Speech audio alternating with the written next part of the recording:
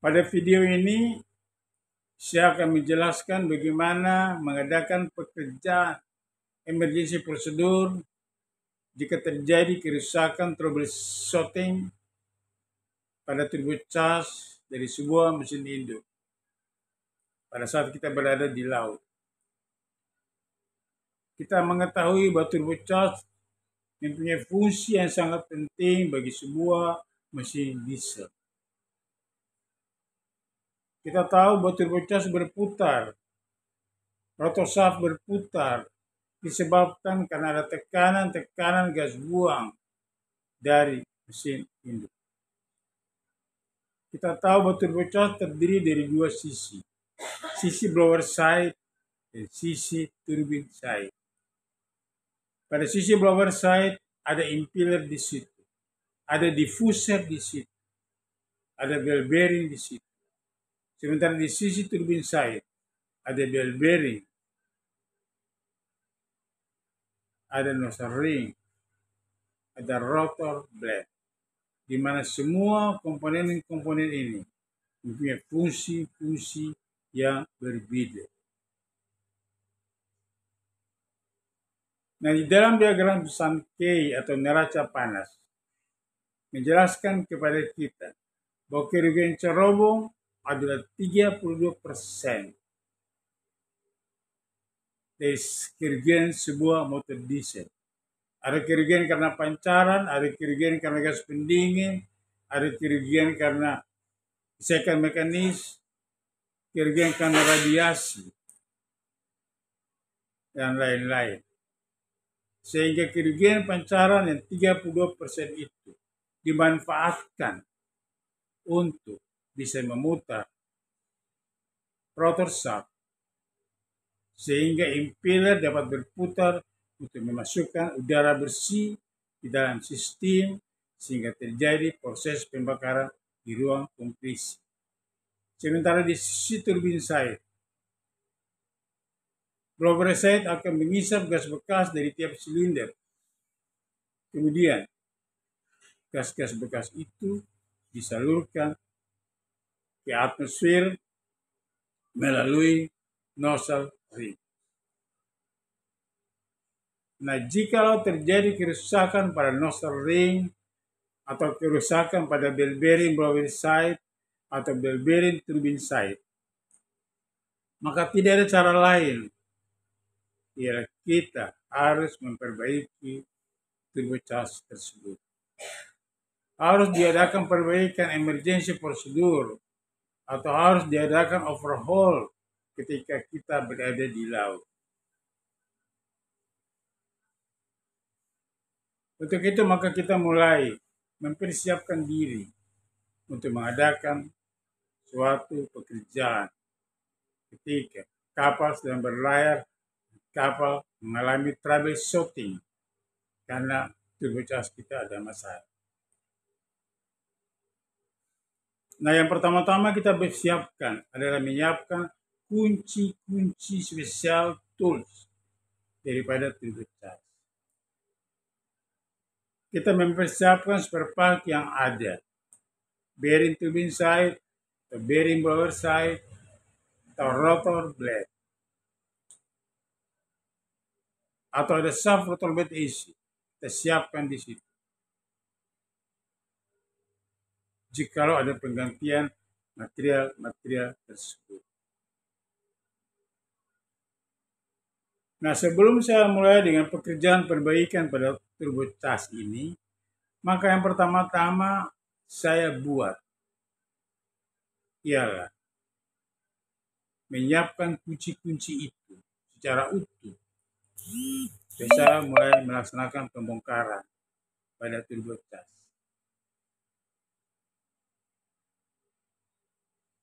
Dan saya harus mengambil presisi atau pengukuran after before pada sisi blower side atau pada sisi turbine side. Maka sekarang saya mulai melaksanakan pekerjaan itu, yaitu pembongkaran mulai dari sisi blower side. Untuk itu maka saya melepaskan satu unit filter termasuk diffuser pada sisi blower side. Melepaskan keseluruhannya. Bisa juga kita melepaskan satu-satu. Tapi waktunya dibutuhkan secepat mungkin. Sehingga saya melepaskan satu unit. Dan di situ ada filter, di situ ada diffuser.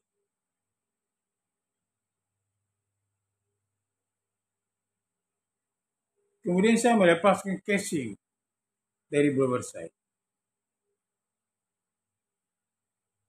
Langkah berikutnya adalah saya mulai berpindah ke sisi blower side. Di sisi blower side, saya mengeluarkan cover bearing atau deksel daripada turbin side yang melindungi bearing dan oil pump di sana. Setelah saya sudah melepaskan deksel ini atau cover ini, dan saya sudah melepaskan casing dari turbin blower side, maka saya harus mengambil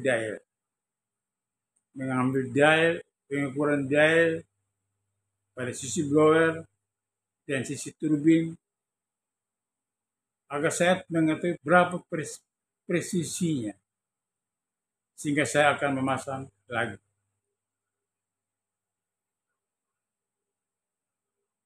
Kalau tidak ada dial, maka kita mengukur nilai K. Bagaimana cara mengukur nilai K? Yaitu ujung shaft dari blower side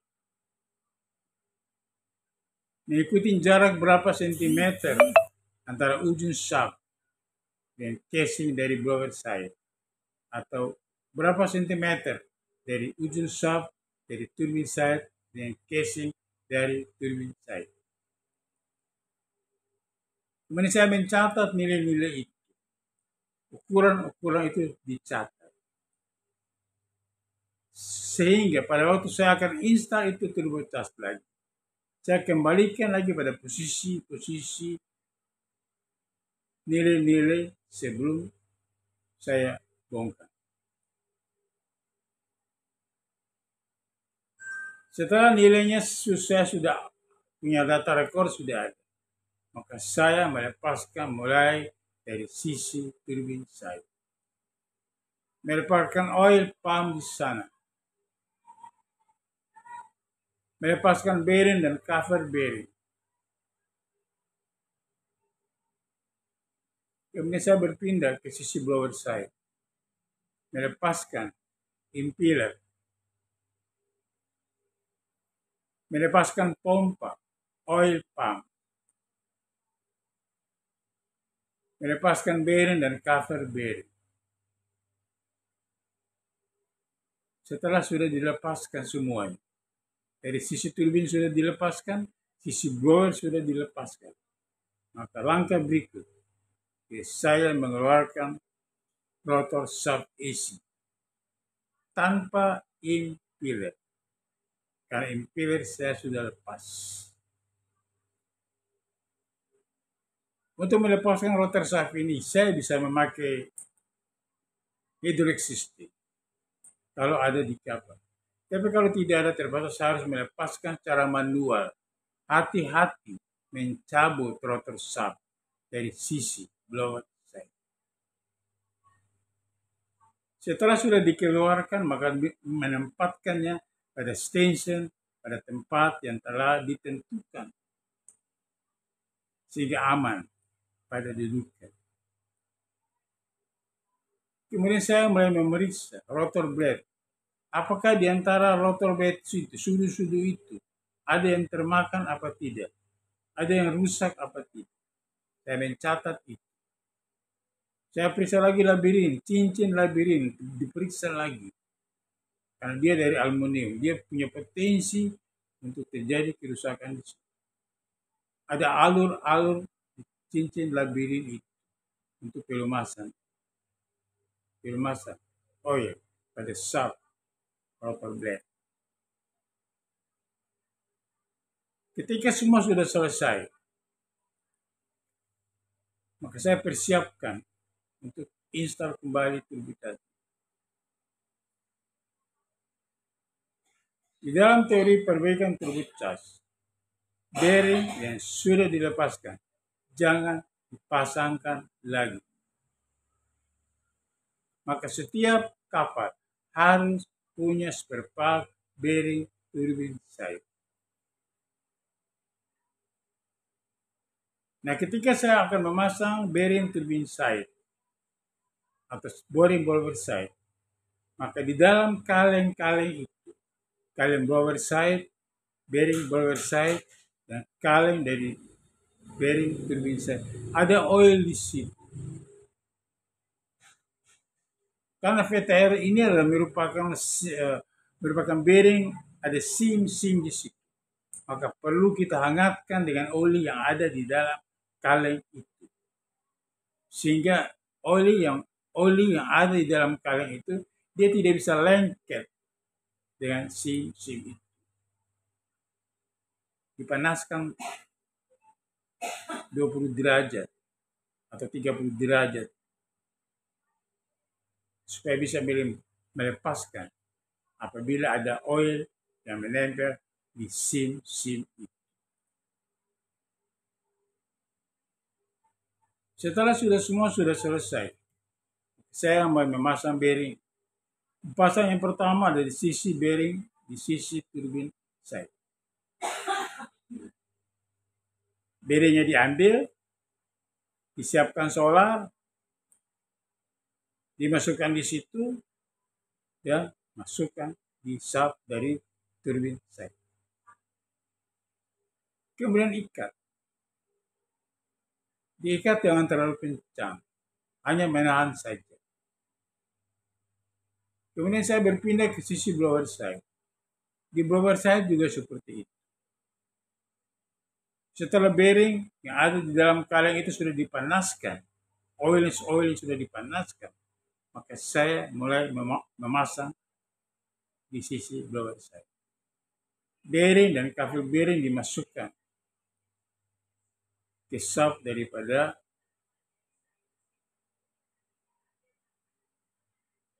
blower side. Kemudian saya mulai mengukur presisinya, mengambil dialnya. Di mana angka-angka dial ini atau angka-angka daripada nilai K ini harus disesuaikan pada waktu saya bongkar. Andai kata nilai K di sisi turbin side, saya bongkar pertama dari saya ukur 40.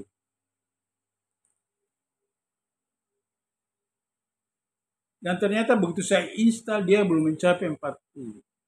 Maka saya bisa dorong rotor shaft itu sedikit. Dorong ke arah turbin side. Dan saya ukur lagi jarak antara ujung shaft dari rotor shaft dengan casing dari turbin side. Kalau posisi sudah 40, saya boleh ikat. Atau saya mengambil dial. Dial itu sesuai dengan angka pada waktu saya bongkar. Kalau sudah sesuai, boleh ikat. Ikat sesuai standar pengikatannya.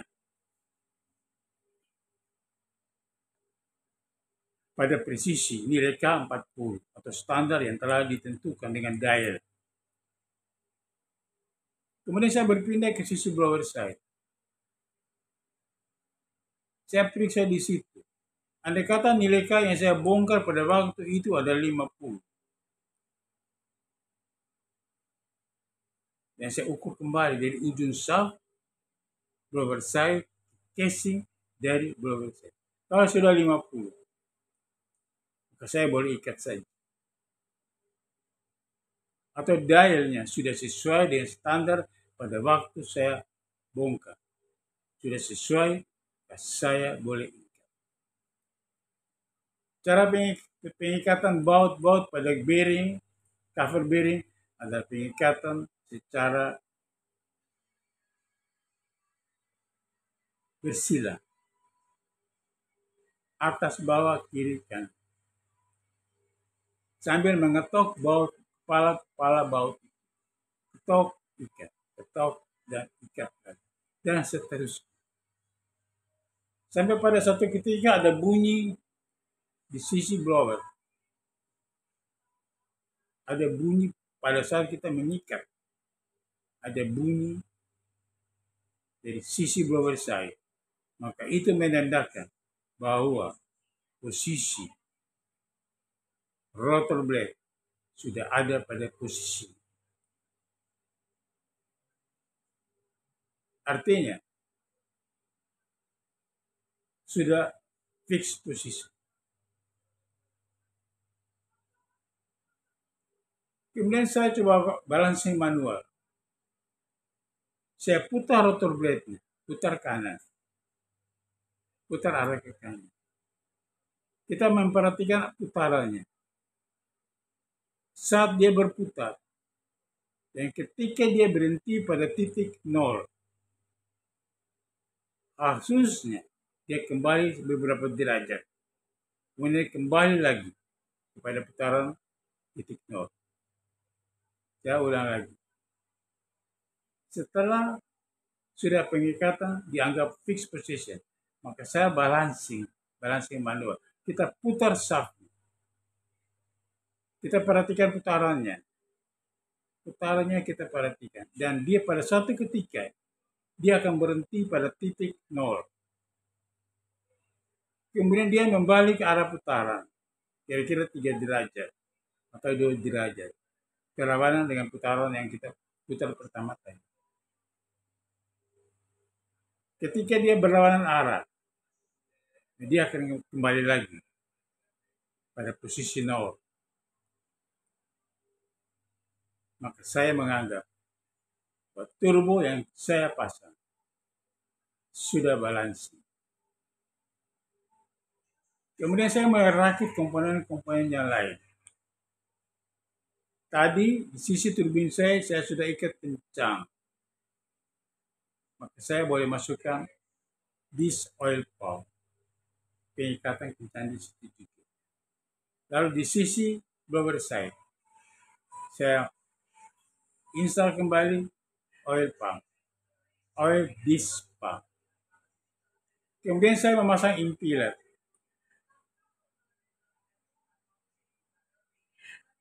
Impeller dipasang dan diikat secara kencang. Kemudian saya memasang casing dari turbin side atau casing dari blower side.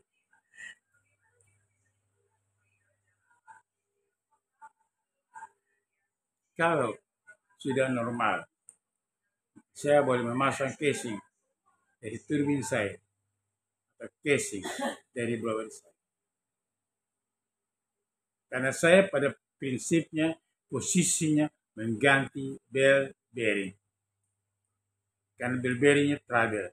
Saya menggantikan bell bearing. Turbin side dan blower side. Nah, setelah sudah diikat dengan normal, casing sudah dipasang, casing dari turbin side, casing dari blower side sudah dipasang, maka langkah berikut saya memasukkan lubricating oil di situ. Karena oil di sini adalah oil permanen. Saya masukkan oil di situ. Dan persiapan untuk start engine. Ini, perbaikan ini, kalau kita mengganti bell bearing. Pada kasus yang kedua, apabila saya harus mengganti nozzle ring, maka ketika saya mencabut rotor blade, sebelum saya pasang di rumah dari turbocharger, nozzle ring harus dibersihkan. Kalau kasusnya adalah nozzle ring harus dibersihkan. Bisa dibersihkan di tempat atau saya buka itu nozzle ring. Nah, cara melepaskan nozzle ring ialah kita harus membuka casing turbin charge secara menyeluruh. Kalau tadi kan saya cuma buka cover saja. Cover untuk melindungi bearing. Tapi sekarang saya harus membuka cover daripada turbin side. secara menyeluruh. Karena baut dari nozzle ring ada di sisi turbine side. Nah, baut ini tidak bisa dibuka kalau casing dari turbine side tidak dilepaskan. Makanya harus melepaskan dulu casing dari turbine side secara utuh. Baru saya bisa melepaskan baut-baut yang tertanam yang mengikat nozzle ring. Setelah casingnya sudah saya lepas, maka saya bisa membuka baut-baut, ada 8 baut kurang lebih begitu yang mengikat nozzle ring pada dudukan. Nah, baut ini dilepaskan. Setelah baut ini sudah dilepaskan, maka saya bisa melepaskan nozzle ring dan dibersihkan. Kalau sudah rusak, tidak bisa lagi dibersihkan, maka mengganti nozzle ring baru. Mengganti nozzle ring baru. Nozzle ring dipasang di tempatnya, mengikat baut-baut pengikatnya di sisi turbine side. Jika sudah pengikatan sudah bagus, maka saya kembali memasang kembali casing dari turbine side. Dan selanjutnya, langkah berikut ialah memasukkan rotor shaft. Langkah-langkah ini akan mengikuti langkah pada waktu saya memasang bearing blower side dan bearing dari turbine side. Pada langkah sebelumnya kan saya sudah mencabut rotor shaft. Dan ketika saya ganti bearing turbine dan bearing blower. Nah, ketika saya mau mengganti nozzle ring, sudah dipasang nozzle ring, maka kembali saya masukkan shaft rotor blade. Kemudian saya mengikat lagi, menyetel dari sisi blower side. Pengikatan tetap di sisi turbin. Setelah fixed position, dial atau nilai K sudah sama, maka saya mengikat dari sisi turbin. Kalau nilai K-nya sudah sama, seperti penjelasan yang pertama tadi, waktu saya proses mencabut rotor shaft dan mengganti bearing. Kalau sudah sama posisi, dial sudah sama, nilai K sudah sama pada sisi blower atau sisi turbin, saya boleh mengikat dan menyetel posisi rotor shaft dari sisi blower side. Demikianlah penjelasan saya ini pada video ini. Semoga bermanfaat bagi yang mendengarnya. Terima kasih atas respon saudara. Semoga ini bermanfaat di dalam melaksanakan tugas dan pekerjaan di kapal saudara. Terima kasih. Bye-bye.